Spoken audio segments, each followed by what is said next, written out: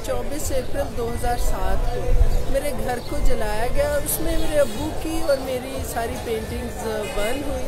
उसमें मैंने उसे बर्न जो घर की चीज़ें थी उनको दोबारा यूटिलाइज किया अपने काम में।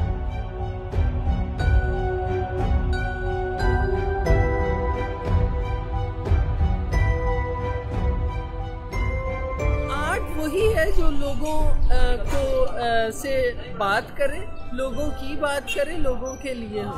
तो जो गैलरीज हैं वो एक ख़ास किस्म का काम और ख़ास किस्म की कम्युनिटी है, लॉबीज़ है जिनके काम को प्रमोट किया जाता है, जिनके काम को एग्जिबिट किया जाता है।